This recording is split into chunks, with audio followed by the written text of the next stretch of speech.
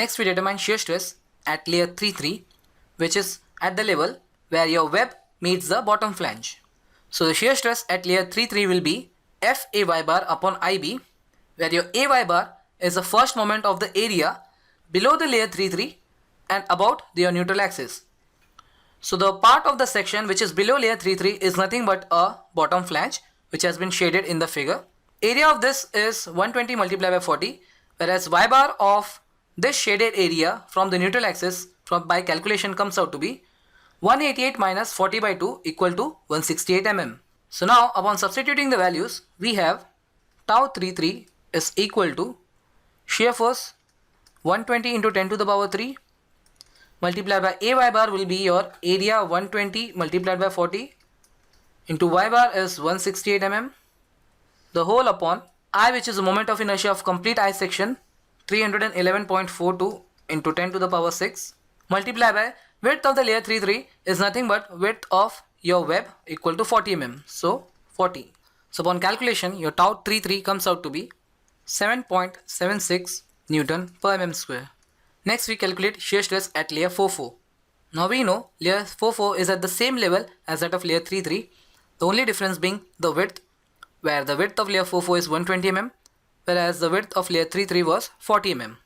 So your shear stress at layer 4-4 can be written as shear stress at layer 3-3 multiplied by width of layer 3-3 upon width of layer 4-4. So upon substituting the values, we have 7.76 multiplied by 40 upon 120. So on solving, we get the value as 2.58 Newton per mm square.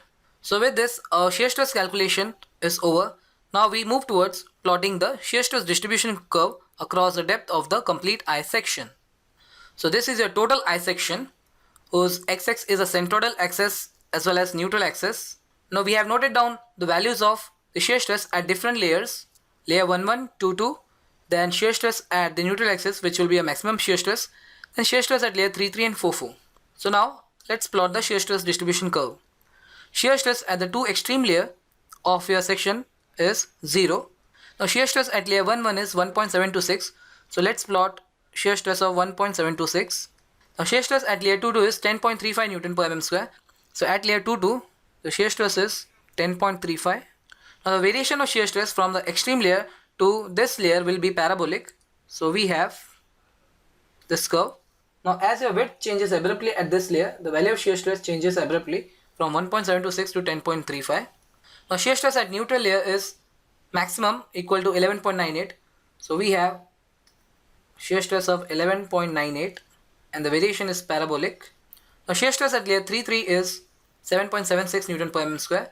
So this will be somewhere here and the variation is parabolic. Shear stress at layer 4-4 is 2.58. So it will be somewhere here. So 2.58 Newton per mm square. And shear stress at the extreme layer from the neutral axis, extreme layer below the neutral axis is 0 and the variation from here to here is again parabolic. So this is your complete shear stress distribution curve for this unequal I section. With this, a problem is solved. Thanks for watching in 5 minutes.